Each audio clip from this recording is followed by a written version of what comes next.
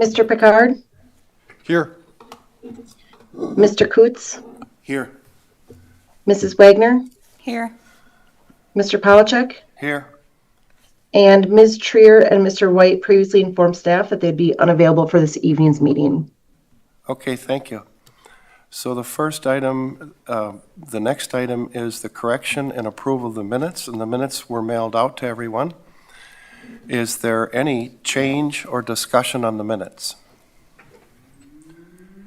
Hearing none, I would accept a motion to approve the minutes. So moved. And a second? Seconded. And all those, let's do it by voice vote. Please say aye. Aye. Aye. And I'll abstain because I was not at that meeting. But the minutes look good, therefore they're passed as well. The next item is questions and public comments. And I believe we have some folks here who have attended for the public comment section, and I would please call them forward.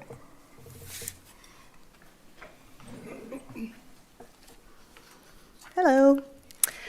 Please state your name. Yes, my name is Abby Pabone. I live with my family at 136 Milton Street. I'm here tonight on behalf of our neighborhood to continue the conversation we've been having with city council members and city officials about the unsafe driving occurring on Milton Street.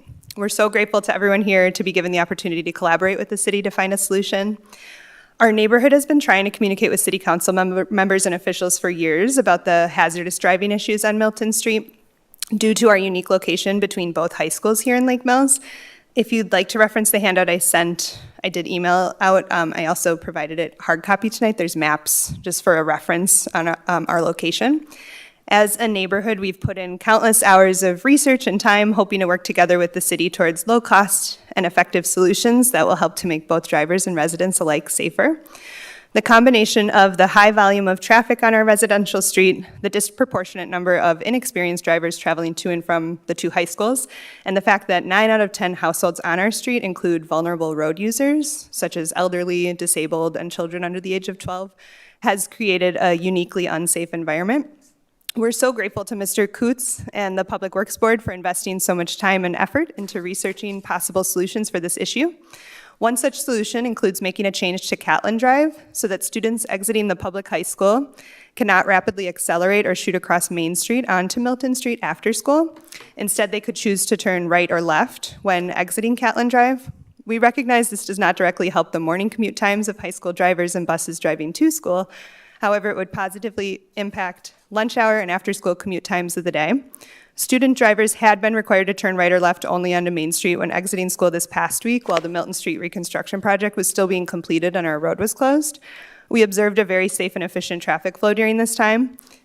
A possible concern city council members brought up about this change was a worry that traffic will increase on other side streets instead of Milton Street.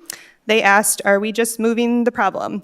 First, this does acknowledge the fact that there is a problem. And secondly, we believe the change will in fact distribute traffic more evenly among the additional streets and avoid a bottleneck as students are exiting the high school. At the August 19th City Council meeting, City Manager Daley pointed out that the West Lake Park Place street is actually classified as a collector street, which means it was designed with the expectation that it will handle higher traffic volumes. Milton Street is classified as a local residential road and not designed to be a primary route, handling the large volume of traffic to and from both high schools. Additionally, it's a fact that you just need to slow down to make a turn. So even if students will need to turn on a different side street, for example, they'll need to slow down or even come to a complete stop, creating a safer driving experience. Thank you again so much for your time to hear us and learn more about this unique problem we experience. And we are available here with my neighbors for any questions or dialogue if you wanted to discuss more or have more questions. Thank you so much. Thank you, Abby. Is there anyone else who would like to speak about any issue? Okay, and hearing, go ahead. I'd like to propose moving director's report down and this Catlin Drive issue up to the next item. We can do that. Is anyone opposed to doing that? No. Let's do that. We can do that because this item is on our agenda for this evening, so We'll just rearrange it. we're going to rearrange it. Randy, you okay with doing that? Okay, so let's move. Have we officially closed public comment then? Pardon? Oh, Yes. Good point. Let's do that. So the public comment is officially closed, and we've had a suggestion to move item number 6 up to item number 5. So let's do that.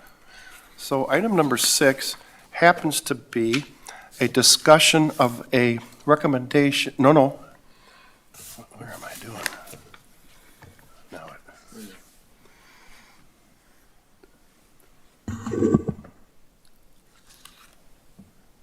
you know what? This is. Isn't- I'm happy to I got the introduce wrong one? it. You I'm got happy the to wrong introduce one. it for you if you'd like, Greg. Good thing I printed out a copy, huh?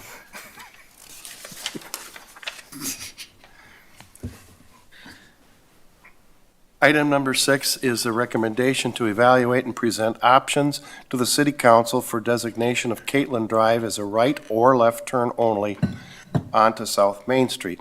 So this issue does directly tie into Abby's comments in the public works, in the public commenting section. And we do have a resolution in front of us to discuss, and the resolution happens to be to direct the Public Works Board to evaluate and present options to the City Council for the designation of Catlin Drive as a right or left turn only onto South Main Street. And so let's discuss that issue. In preparation of that, I've handed out to all of you a map that kind of shows, if you turn to the second page on the show, that shows exactly what's kind of being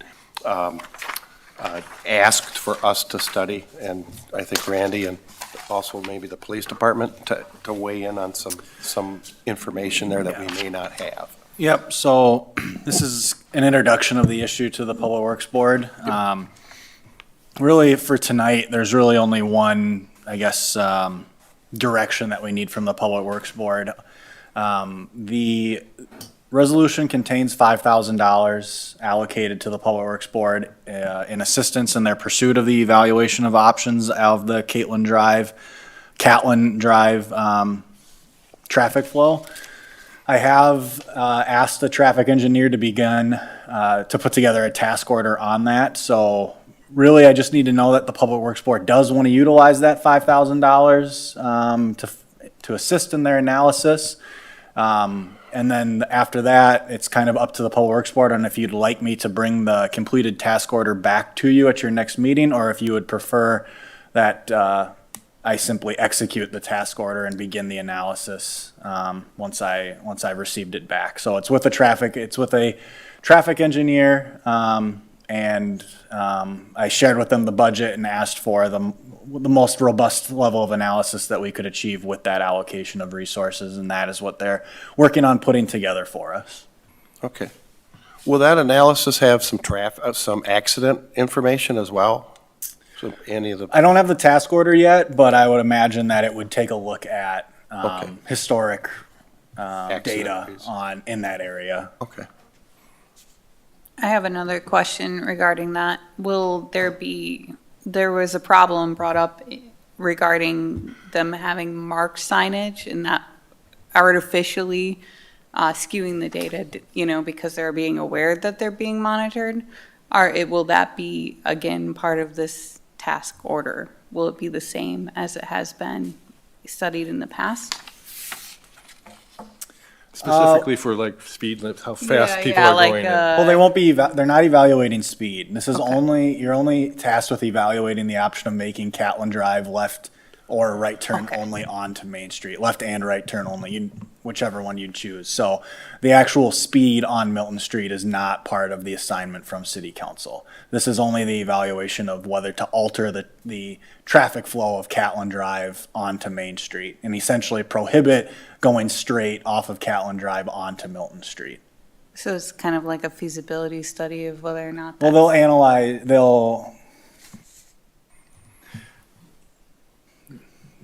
I don't have the task order, so I can't give you the exact details. But what I imagine they're going to do is they're going to put together some kind of evaluation of the amount of traffic that's exiting Catlin Drive and the impact that it would have on Main Street and other routes within the city and let you know what the capacity of those streets are, if there's an issue, a concern of overload, if there's a concern, a safety concern, things of that nature, on how essentially changing the traffic pattern in this area will impact the flow of traffic in the immediate vicinity.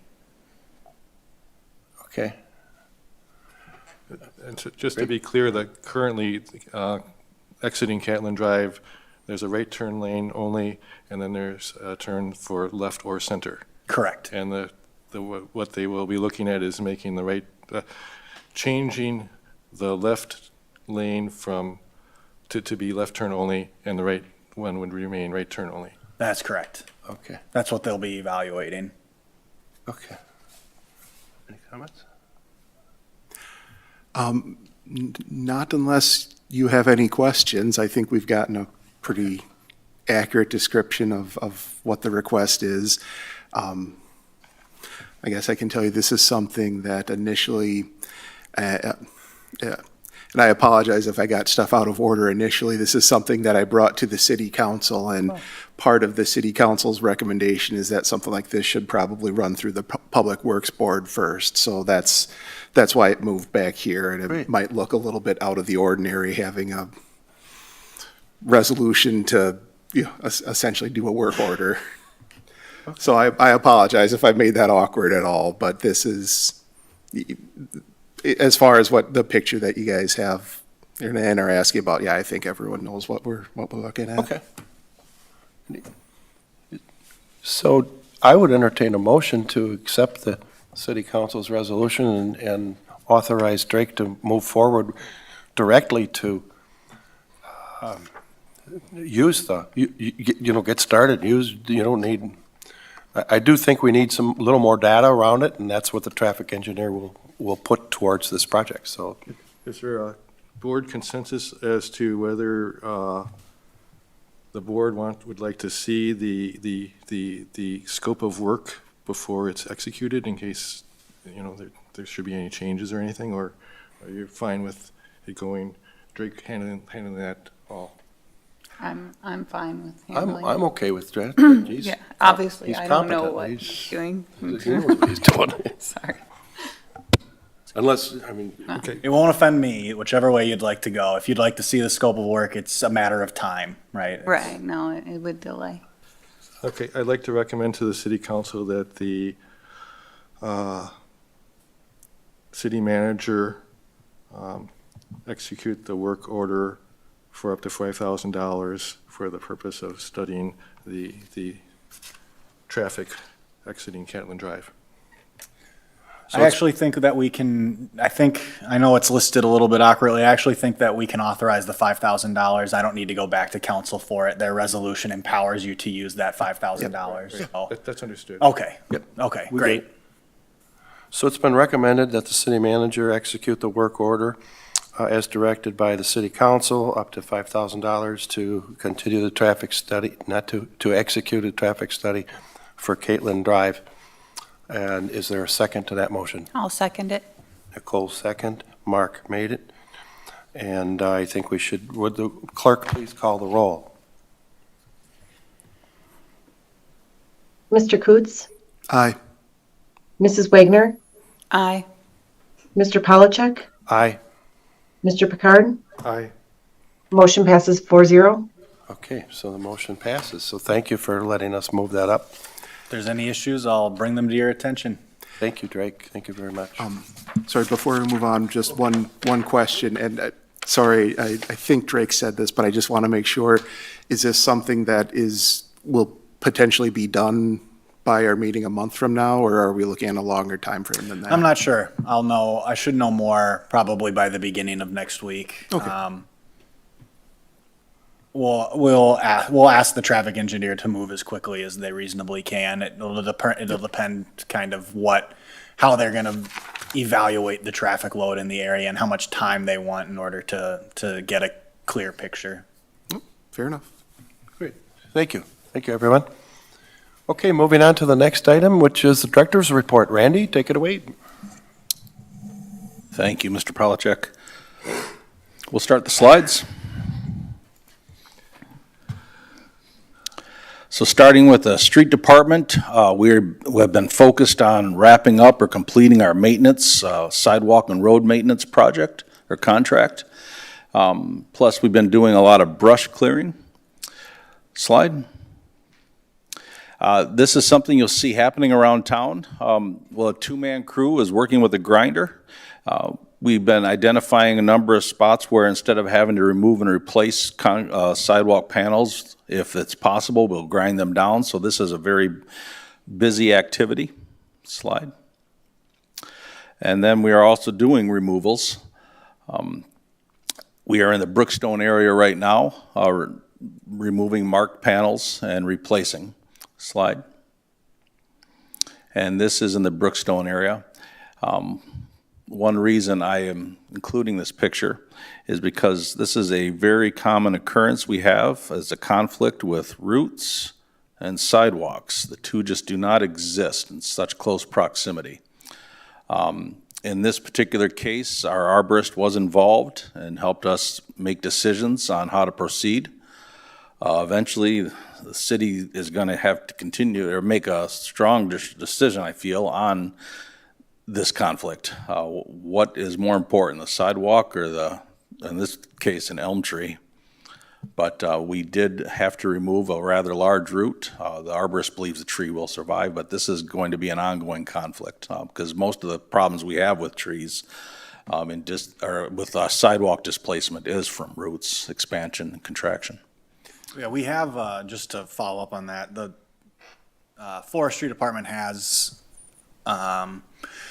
kind of amended their tree planting strategy. Elms in Brookstone are a consistent problem. They're known for heaving. They're known for doing this. So at the time that they were chosen to be planted many, many years ago, they're probably not the correct tree to be in these locations, and are going to consistently cause us problems. And we know that sidewalk heaving will continue to be a problem where those trees are located. So they have amended, they do take into consideration the amount of terrace they have, how the root structures of a particular tree species grow, and are selecting for trees that minimize the impact on adjacent infrastructure to maximize both the likelihood of the tree surviving and thriving and minimizing any conflicts we might have. But obviously we can't go back in time. So this is one of the things we grapple with as we have safety concerns with heaving sidewalks. Is the city pouring the concrete or is a contractor doing that? Primarily the contractor. We are doing a good deal of work on our own as well. Including the forms? Yes. This is our crew here doing the form work. I can't tell if they're doing it or just looking at it. I beg your pardon. So thank you for the clarification. Yes. Next slide, Dave. You'll see. I think we skipped. Yeah, there's one of our crew. All This is right. Derek. This is our guy. He is placing the forms. Slide. And I also threw into this picture, since we have an existing gas line here that was identified, you see a little yellow there. We field verify where this line is at. And so this is a team from our sanitary department, and they are vacuuming out a hole in order to identify where that gas line is specifically. Slide. And the street department has been doing another important task of brush clearing throughout the city. This is along Rock Creek. We do maintenance from time to time in Rock Creek since it is a primary drainage area, so we keep the grass lower and more manageable. Slide. Slide. And slide. Plus, we've been doing some clearing out by our entry sign. It's a beautiful sign. Manager Daly had me reach out to the county and get permission to clear this area, which was granted. And so we set about clearing that. Slide. So people can see it more easily now. Slide. Moving to the electric department, we've been focused the last 2 weeks on line clearing and training. Slide. So twice a year, MEUW is our safety contractor, and they host a safety seminar, an outdoor training seminar. And a number of municipalities center here because we have some good facilities for it in the back of our shop. Plus, we're more centrally located. Here, we're doing a rescue. They're dropping a dummy. I'm sorry I don't have a better word right now, but slide. This is called a pull top rescue. The lineman goes up to the top, secures the injured lineman, and then lowers him down. Slide. This is a bucket rescue. One of our team members is up in the bucket, and we are simulating while he's incapacitated, and it's up to a crewman now to bring him down. And that's what's happening here. Slide. And slide. Now we're moving to activity we've been very busy with, tree limbing, clearing the lines. We have an awful lot of trees in Lake Mills. We are a tree city. And this is one of the most common disruptions we have in our grid system is trees falling into the lines. One other reason this has become a very important topic is on August 1st, the city of Manitowoc, they also are an energy independent municipality. They had experienced on a Friday a power disruption, and when they went out to locate the power disruption, they found an ambulance trying to resuscitate a tree trimmer who had brought his saw into a power line, and they had to medevac him out, and he was declared dead later that day. This was a contractor who was using some improper equipment, a metal lift, and he was not grounded. So the importance of having the right equipment and the right training is just paramount, and this is something we stress very much here. We do contract some work out. We do a lot on our own, and this is a mixture in the next few pictures of two different teams doing this. But this is on Tyranina. Slide. Where the tree growth is heavy into our lines. These are our lines here, and you can see there's a great deal of growth that is extending in and past them. Slide. And this skilled operator is going in between some communication lines here and our power lines there, 3-phase plus a neutral. Slide. And then since we were in the area, the police chief had asked that we also clear some of this, some of the site view from Brewster and Tyranina, which the team did. Slide. And this is work that's been going on all the last 2 weeks, and it's going to go on for about another 2 more. We're really hitting it hard. Slide. And slide. And slide. We did have a storm about 2 weeks ago. It did not quite measure up to a storm damage declaration, but in Trailers Topol Park, they seem to have had a microburst. A number of trees went down. There was some damaged trailers, and our team had to respond on the weekend. And while they're actually in the trailer park, a tree came down over the road, so they had to cut that up in order to leave. Slide. But you'll see a good deal of tree damage here that fell onto one of our lines. Slide. And this is our apprentice, actually. He's up there. There's someone else in the bucket with him, but they are reestablishing a line that was downed. Slide. This is a home that that tree had such force it pulled the house knob out there and the meter out of the wall. Slide. And that was one of the trees that had come down. Slide. Moving on to the water department, we are focused heavily on hydrant flushing. Notice has been put out on our city website and our city Facebook page. We have our message boards out in the neighborhoods that we are in, and we have a 2-man team that is out flushing our hydrants. Slide. Oh, I'm sorry, I got mixed. I'll start with our water main break. Last Sunday, we had a very significant water main break on Lake Street. This is in front of the Hamlin building. And the pipe there is ductile iron, and it is from the 1910s. And there was a very large break that caused the whole road to flood over. This is all silt and sand and debris that came up. We lost about 1 million gallons in this, but it was dealt with that day. Slide. And this is the size of the hole. Slide. And then that following Tuesday, after the holiday break, this is our GPS technician. He and I were out there just assessing the repair and the backfill, and he is now plotting on our mapping system where the break occurred. We keep track of this in order to determine if some areas are in worse condition or more of a threat than others. Slide.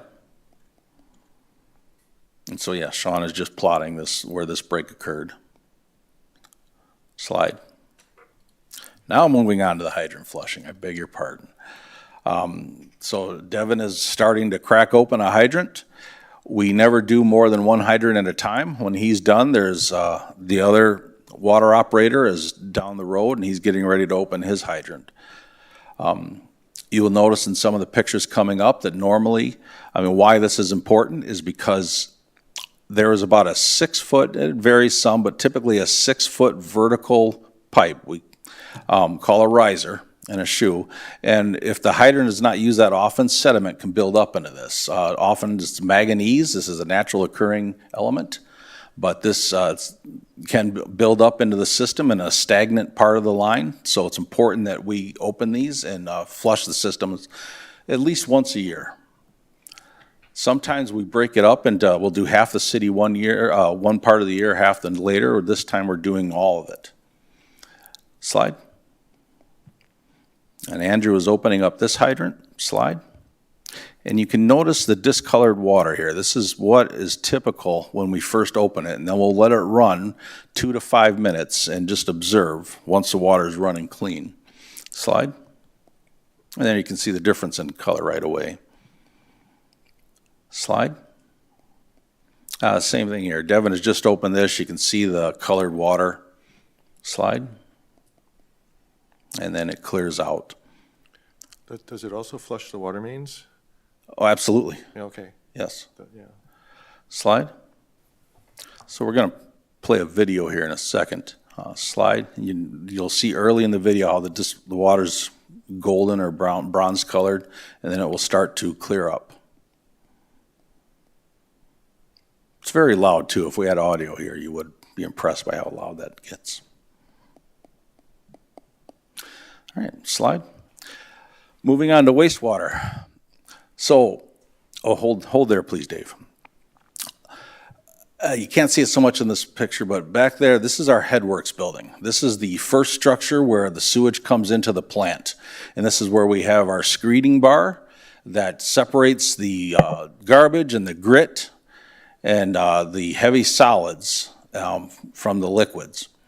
We have had a problem where our wet tanks in the headworks building have had a failure where the floats, sort of similar to what you would have in a toilet, the tanks are backed up by floats, but these floats have failed and they have caused our pumps to start running nonstop 24 hours. So this is a task that we've taken on the last 3 days. Slide. This is inside the headworks building. The wet wells are underneath these 2 panels here, and the crew is gearing up. They have opened up one of the shafts, and they are now jetting air in there, and they're getting ready for a confined space entry. Slide. So now they have both of our wet tanks open. They are vacuuming out the tanks, and then they're going to jet and vac out again and clean it up thoroughly, and then they're going to go down there, make the repairs necessary, and do any additional cleaning or any additional repairs if we see that might be necessary. Slide. And the crew is down there. There's one member there, obviously, and there's another one there.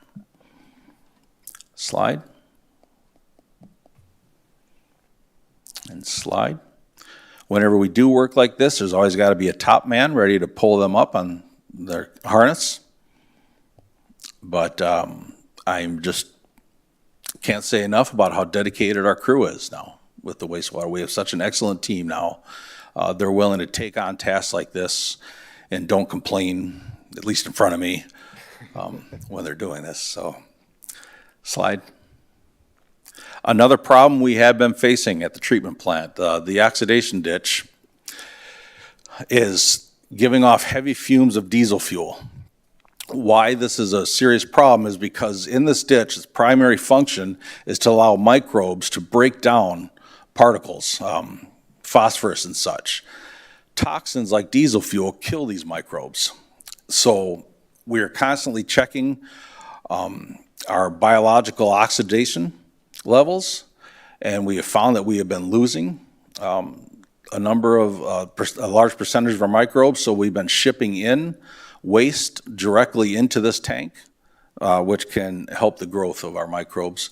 The odor has subsided. We are trying to locate where it came from. We have notified the DNR of this, and they have given some instructions, but right now we are looking for any possible sources just by canvassing some known areas where there are buried diesel tanks.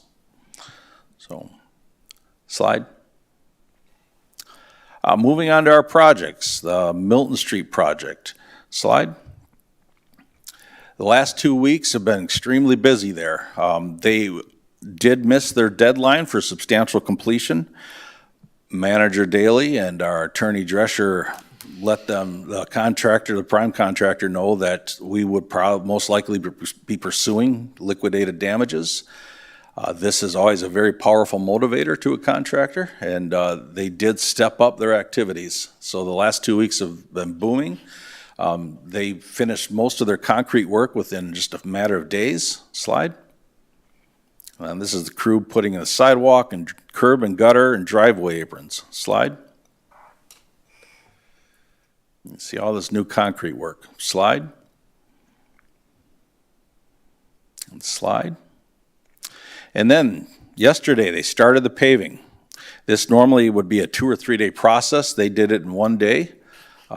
They brought in a very strong mix that we reviewed with our consulting engineer. They're placing down, this is what we call binder. This is a first layer. A lot of work went into the preparation of the road base. Any layer you put on this, any rigid pavement, asphalt or concrete is only as good or as strong as your road base. And we did spend a lot of time proof rolling all of this. It's a dynamic load test, and we've had good results, and we're very confident that this road should last us a good while now. But here the crew Monday morning started early with the binder. Slide. And this is them placing the binder. You see the paving machine is here. The truck's loaded with hot mix asphalt. This is normally around 280 degrees as it's delivered. Optimum is between 250 to 300. Slide. And slide. Slide. This is a hot roller. Your typical process is you're going to have a hot roller that will do about 90% of the compaction.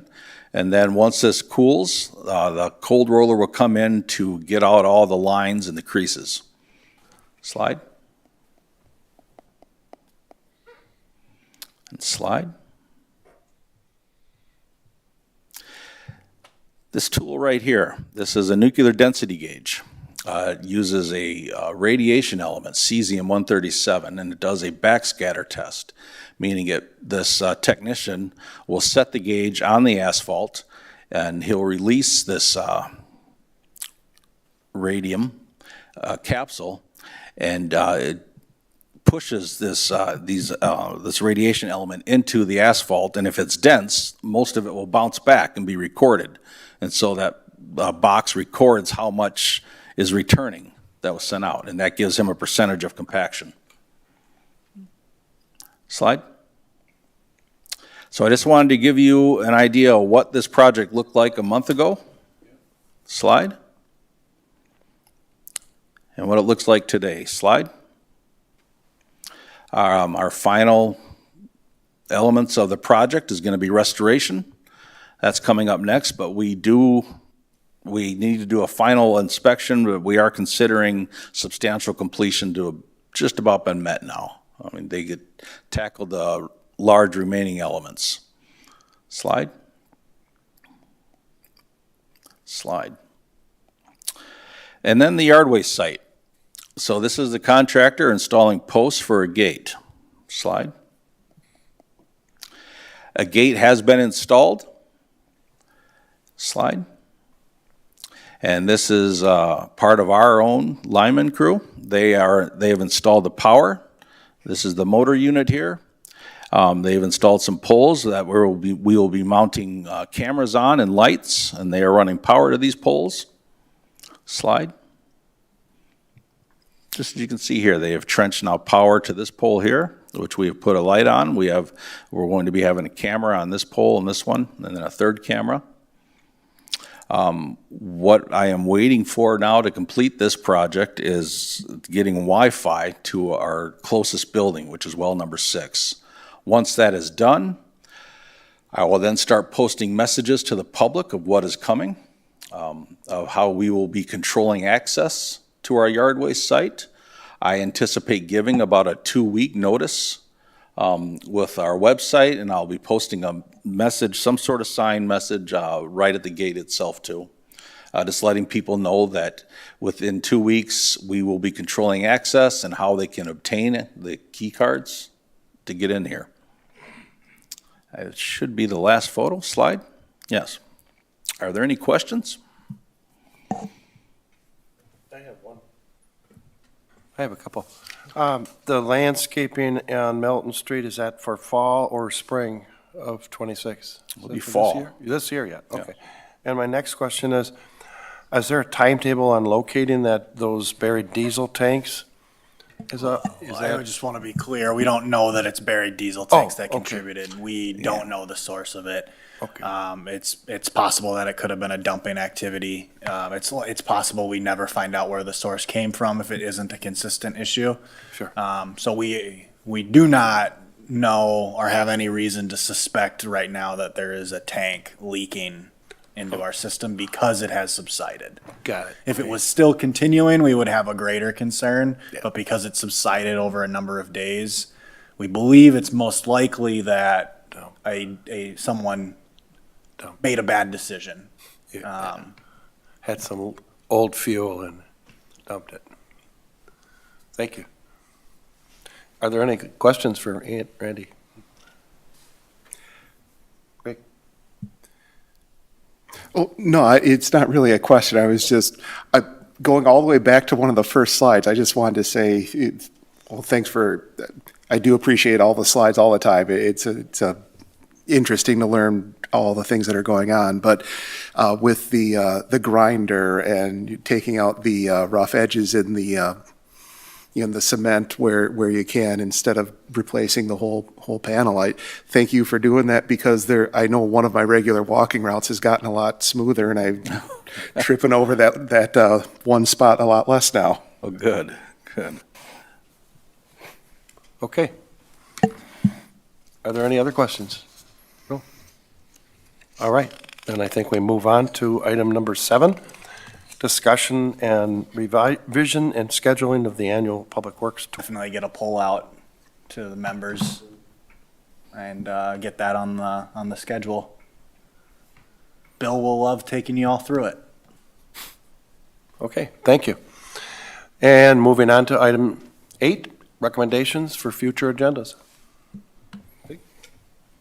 I promise I don't have any more surprises for Public Works. Oh, no, you're fine. Nicole? No. Nicole? Mark? No? Okay, so we move on to item number 9, and this meeting is now adjourned. Thank you, everyone, for your attendance and